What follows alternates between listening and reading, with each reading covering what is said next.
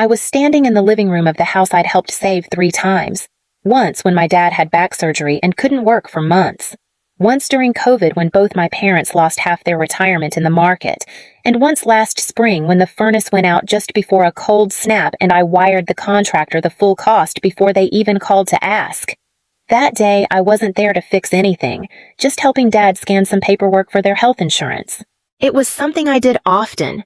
My dad, Gerald, never quite figured out the printer-scanner combo even after 10 years. He always said I was good with tech, though I've worked in project management, not IT, for over a decade. He'd left a stack of documents on the dining table. I moved through them quickly, medical records, some Medicare forms, a utility bill or two. Then I saw it, a cream-colored folder. Thick, neatly labeled in my mom's handwriting, estate plan, final copy. I shouldn't have opened it. I know that. But I had just paid their property tax bill the week before, $178.41. And I was planning to swing by the pharmacy after this and pick up their blood pressure refills like I always did. So, yes, I opened it. Inside their will, notarized 2 months ago. Their house fully paid off. Their remaining retirement accounts, a life insurance policy. All of it to my brother, Mason Rivers, 29. No job, still living at home. He'd dropped out of college, twice. Spent a few years working on music, which mostly meant jamming in the garage and posting clips that never broke 200 views. My parents always said he just hadn't found his path yet. My name, Danielle Rivers, appeared once. One line. We love both of our children equally and trust them to care for one another. That was it. No mention of the taxes I'd paid. No line about the savings I'd transferred without being asked. Not even a thank you. Just a polite way of saying you don't need anything and we don't owe you anything. I didn't say anything at first, just stood there staring at the paper while the scanner hummed in the background. My hands were steady. My breath wasn't. My dad came back in with his coffee and said, "You getting through that stack, Danny?" I held the folder up. "Is this how it is, Dad?" I asked quietly. "Everything to Mason." He froze, coffee halfway to his lips. Then he sighed one of those long, exhausted sighs that meant he already knew what I found. "It's not what you think." I didn't answer, because it was exactly what I thought. I didn't press him. Not right away. Dad just stood there holding his coffee like it might explain something. Then he mumbled, "We figured you'd understand. You're doing well, Danielle. You've always done well. That's what they always said when they didn't want to explain. You've always done well." Translation: You don't get to want more. I left the folder on the table and stepped outside to breathe. The porch swing creaked a little when I sat down. I had replaced that swing myself 2 summers ago. Same week, the deck railing gave out and I paid a contractor to fix it because Mason said he was between paychecks again. Back then, I didn't mind. I was raised to take care of things, to step up. I grew up in the same house. Shared a room with Mason until I was 13 when Dad finally finished the basement. I still remember the day we painted the walls blue together, Dad, Mason, and I. Mom brought us lemonade and said, "Look at our little team." Some team. I stayed in Nashville after college because Mom said she couldn't sleep when I was too far away. I turned down a job in Boston even after they offered me more money and a faster track to leadership. I told myself family mattered more. They never asked me to sacrifice. They just never told me it wasn't required. There were the little things paying for their car insurance when they were short, buying them groceries when the SNAP renewal got delayed, calling the credit card company when the late fees hit. And the big things like wiring $11,000 from my savings to catch them up on the mortgage 4 years ago. I did it without question. I just wanted them to feel safe, secure, not worried. And now, after all of that, I was a footnote. I sat on that porch swing staring at the old oak tree across the yard. Mason carved his initials into it once. MR plus HH for some girl from his second high school. I wonder if he ever helped pay for that tree to be trimmed. I wonder if he even knew it cost $800 last year after a storm nearly split it down the middle. Did they ever think about what I gave up? Not just the money, but the ease, the peace, the life I could have built somewhere else. Or did they just see me as the one who didn't need asking because I always showed up first? I didn't go back inside. The porch swing creaked once beneath me, then settled. I could still hear the hum of the scanner through the screen door. A few minutes later, Mom stepped out. She wore the same pale blue cardigan she always wore when she needed to say something heavy. The one from the Christmas I gave her a gift card and Mason gave her a burned CD. She said she loved both. She didn't sit at first, just stood there twisting the hem of her sleeve. "Danielle," she said, not too soft, not too sharp. I didn't look up. She sat beside me anyway. "We didn't mean for you to find out like that." I nodded once. I wasn't going to fill in the silence for her. She let out a breath. Not quite a sigh, just a release.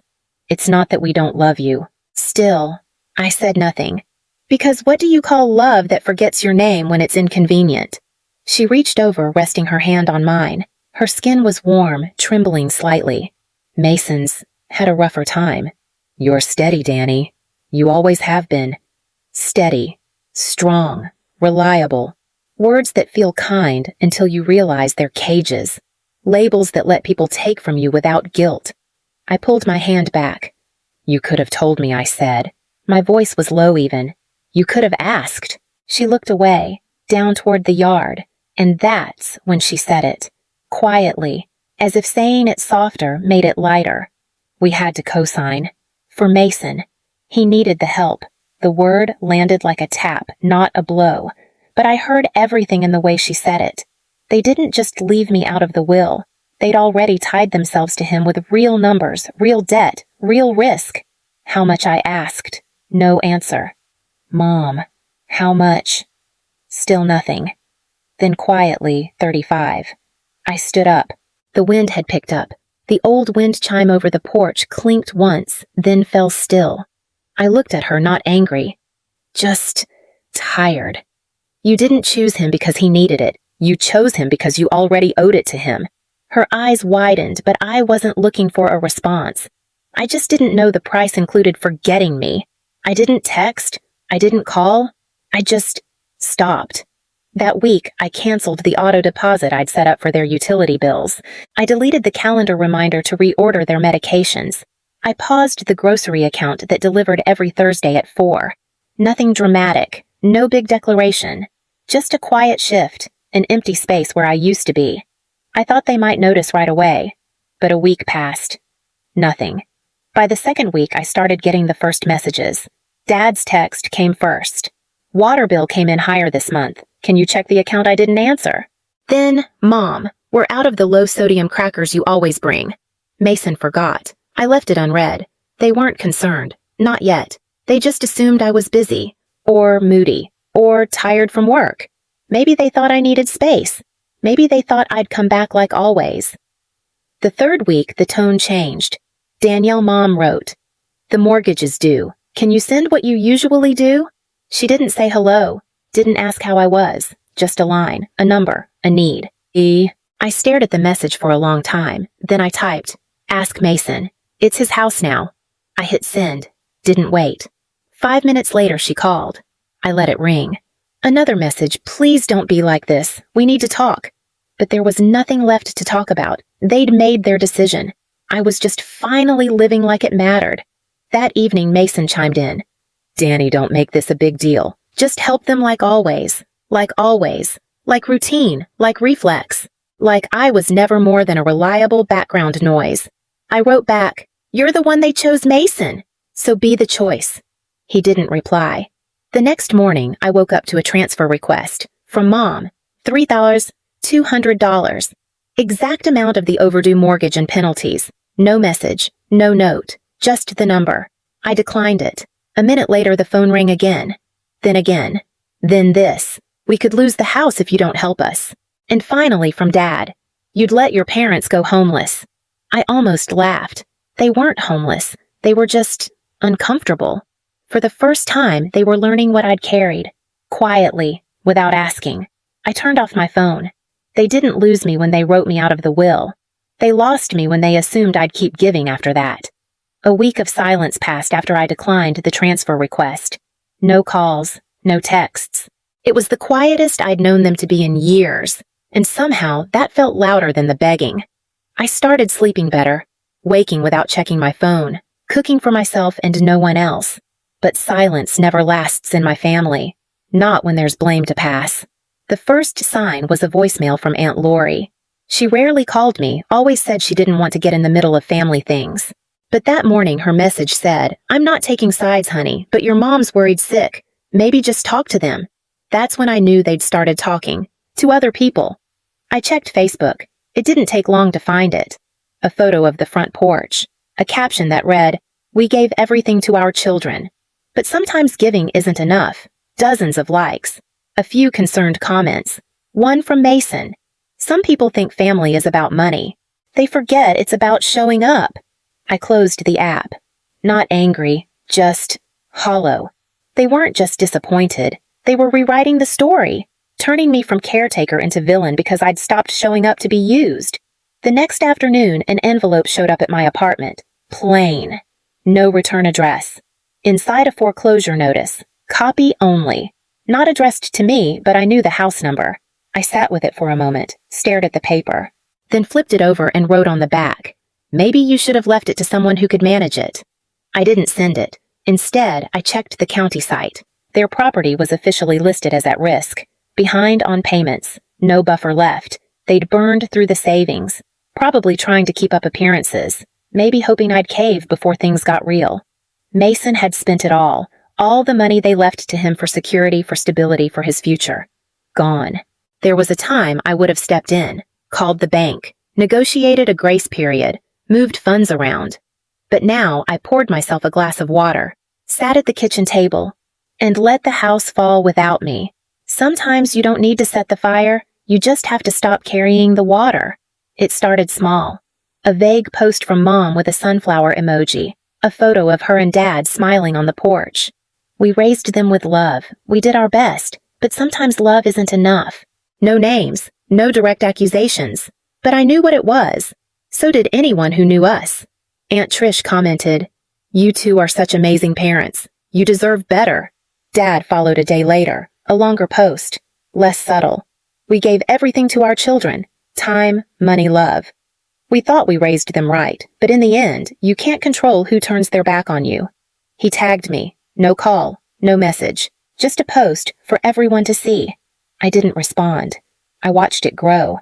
Dozens of likes. Family friends chiming in, some I hadn't seen since high school. One wrote, "This generation just doesn't understand sacrifice." And then there was Mason. Of course there was Mason. He shared Dad's post with a caption of his own. "Some people only care when they're getting something." I'd give anything to protect Mom and Dad. I guess not everyone sees family that way. I read it twice.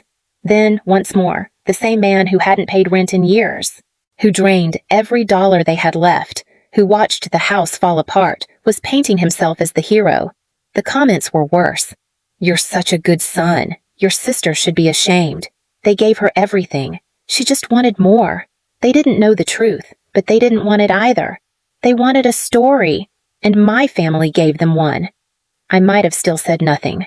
Let the storm pass. But then I saw her name Kelly, my cousin, the one who once told me, "You're the glue in this family." She liked the post, left a heart emoji. No comment, just that. It hit harder than I expected. Maybe because I thought she knew better. Maybe because I thought she saw me. I closed my laptop, sat in the dark, and for the first time in weeks I felt something break. Not loud, not messy, just a quiet, final click. They weren't just rewriting the story. They were erasing me from it. They came on a Thursday. I should have expected it. The texts hadn't worked. The money requests had been ignored. The guilt had gone stale. So they showed up. The front desk called at 10:42 a.m. "Ms. Rivers, your parents are here, and a man who says he's your brother." I stood in the hallway outside my office, staring at the floor tiles while she kept talking. "They're asking to come up, said it's urgent." I took a slow breath. "Please tell them I'm not available, and that they're not expected." A pause. "They said they'll wait." I nodded, though no one could see it. "Then let them." 20 minutes later, my phone buzzed. A text from Mom. "We're downstairs. Open the door." Another. "We're not leaving until we talk to you." I didn't rush. I finished the meeting I was in, answered 2 emails, then walked downstairs. They were by the building entry, standing too close together like they'd rehearsed it. Dad stiffened upright like he was holding in a lecture. Mom clutched her purse in both hands, eyes scanning. Mason looked like he'd rather be anywhere else. They all turned when I stepped through the door. No one spoke right away. I stayed where I was, arms crossed, calm. Danielle, Mom said, her voice already on edge. We need to talk. I looked at her, then past her. The street was quiet. A delivery van rumbled by in the distance. I didn't answer. Dad cleared his throat. You'd really let us lose the house over this. I let the words sit. Then, you really thought I wouldn't. He opened his mouth, but I cut him off. You left me out. You handed everything to Mason. Now you're here asking for the same support I gave for years without question. No one responded. Mom stepped forward, voice softer now. We thought you'd understand. You've always been strong. I nodded. You used that as an excuse to forget me. Mason finally muttered something. I didn't catch it all, something about not asking for any of this.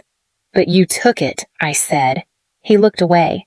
Dad's hands were on his hips now, impatient. We fed you, raised you. You owe us something. I almost laughed. I paid that debt. Every month. Every year. And you erased me anyway. Mom's lip trembled. We didn't mean to hurt you. I took one step closer. Then why did you wait for me to disappear before realizing I was the one holding it all up? They said nothing. Mason reached for the door. I held up a hand. Don't. You're not coming up. You're not coming in. I won't be your answer this time. No yelling. No scene. Just stillness. They stood there. 3 people who once called themselves my family. And I was done trying to be seen by people who only looked when they needed something. They didn't lose me when they changed the will. They lost me when they believed I'd never walk away. I didn't block their numbers. I didn't need to. The silence I gave them was louder than anything they could shout back. They texted for a while. Mom tried soft words. Dad went colder, blaming, demanding.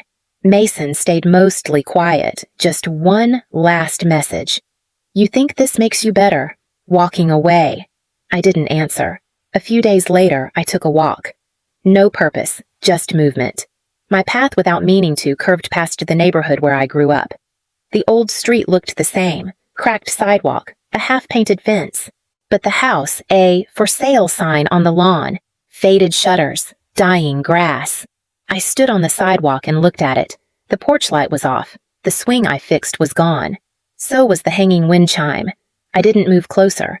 I didn't need to see inside to know what had collapsed. That house never kept me. I kept it. And now it was someone else's problem. As I turned to leave, my phone buzzed in my pocket. Once. Then again. I didn't check it. I already knew the name that would be on the screen. I let it buzz, then stopped, then buzzed again. I pulled out the phone and looked. Missed call. Mom. Missed call. Dad. And then, voicemail. Knew I muted the phone. Slipped it back into my coat pocket. No message needed. I already knew what it would say. I walked home in the cold, slow air of a late autumn afternoon. Not angry, not vindicated. Just free. I was never their backup plan. They just liked pretending I'd never leave. If they once counted on your silence but forgot your name, just leave a heart icon. Some of us never raised our voice, but we never disappeared.